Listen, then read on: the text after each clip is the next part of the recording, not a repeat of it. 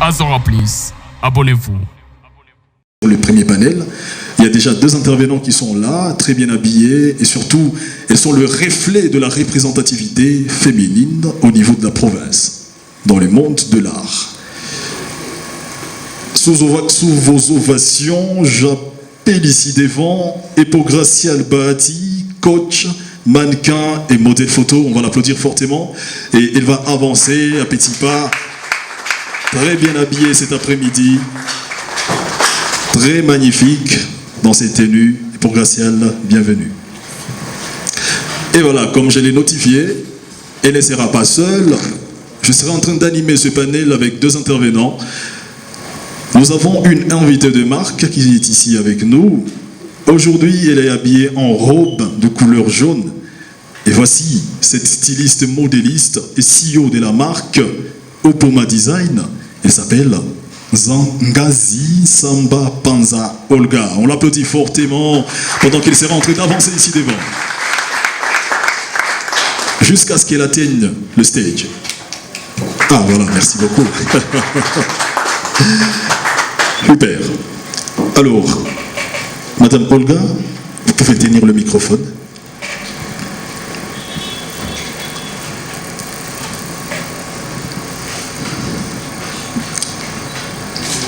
Ça va?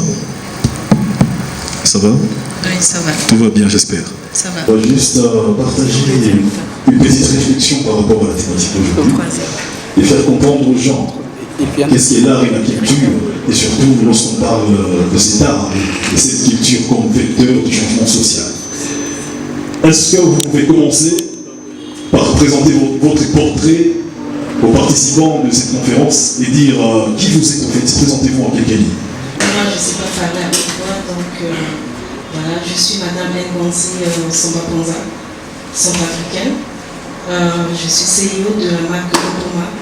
Je suis styliste modéliste. Merci. Merci. Alors, vous êtes congolaise? Je suis africaine. Vous êtes africaine? Africaine. Et donc, il y a un pays dans l'Afrique qui s'appelle Afrique. Oui. Ah, ok, super.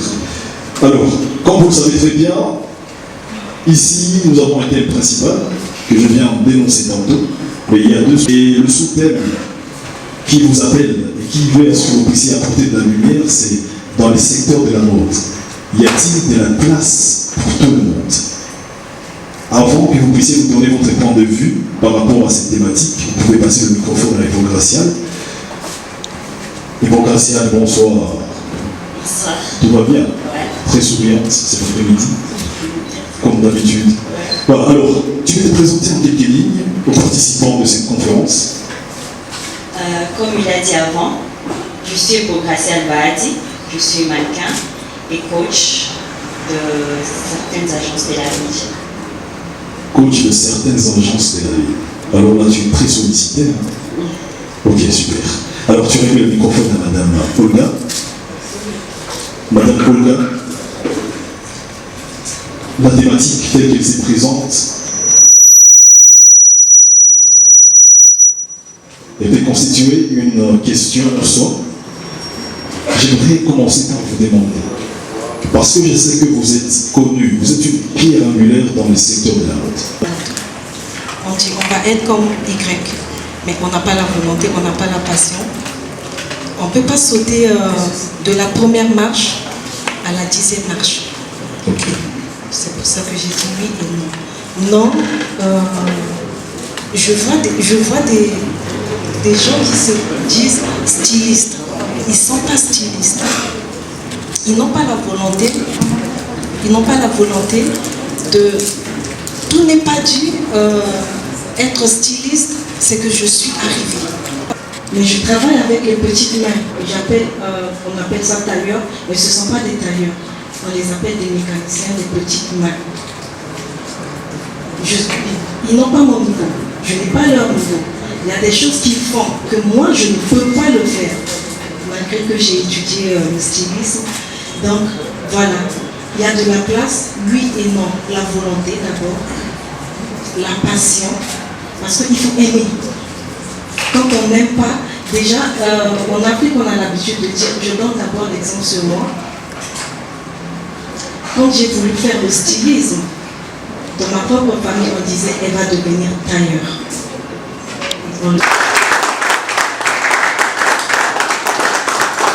Et voilà. Monsieur Emeric, vous pouvez prendre le microphone sans plus tarder. J'espère que vous êtes installé confortablement. Tout va bien? Parfait. Bon, c'est comme votre bureau, de toutes les façons. Voilà, alors, nous sommes ici présents aujourd'hui dans le cadre de Kivu Fashion Week. C'est un événement de la mode qui réunit les modélistes de la ville chaque année. Et c'est déjà la 2e édition. Et ici, nous sommes dans la phase préliminaire. Alors déjà, bonjour à tous. Et merci d'être là. L'art et la culture ont un impact social. Oui, effectivement. Oui, tout à fait. Nous, c'est pour ça qu'on est là, de toute façon, à l'Institut français. C'est un peu la raison d'être de la culture, sans être non plus son seul but, parce que la culture n'a pas non plus un but uniquement social, uniquement... Bonsoir d'abord. Ok. Voilà. La question, elle est bien posée, mais je vais la répondre comme elle doit être répondue. En tout cas. La culture accompagne l'évolution et l'art aide la culture à être valorisée. D'accord? Donc, nous les artistes, nous apportons le développement et l'évolution de notre culture, surtout nous, Africains. Je parle souvent de l'Afrique, je suis trop fière de l'Afrique. Alors, qu'est-ce que je veux dire par là? Ça veut dire que c'est grâce d'abord à l'art que la culture est élevée et aussi valorisée. Il y a des musiciens qui chantent par rapport à tout ce qui se passe dans la société, les mots et les services de la société. Il y a des artistes qui représentent ça dans des performances. Il y a des artistes qui représentent ça dans des tableaux. Ok? Parce que M. Emeric vous a dit qu'il y a plusieurs arts. Alors moi, je préfère les citer. Allez-y. Et moi, je préfère les citer. Super. À part ça, il y a aussi, comment je peux dire, l'art oratoire. Il y a des slameurs, des rappeurs, des poètes qui racontent, qui parlent justement et qui aident aussi la mémoire, la jeunesse pour l'évolution et la valeur de notre culture. Un peu plus différente dans le futur.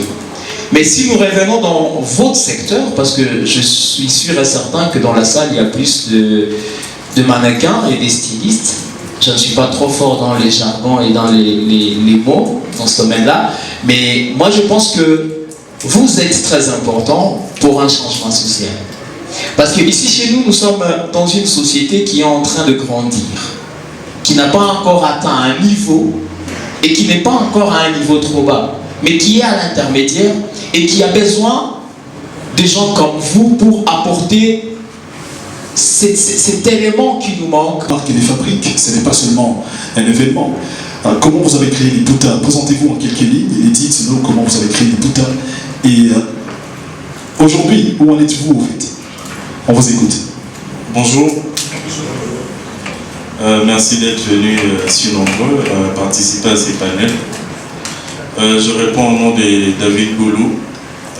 Je suis styliste et opérateur culturel, pour ne pas dire beaucoup. Alors, j'ai commencé les boutins en 2015. L'idée a commencé après une activité organisée avec la boutique Rika, de Mama Rika. À l'époque, je pense que c'était en 2012.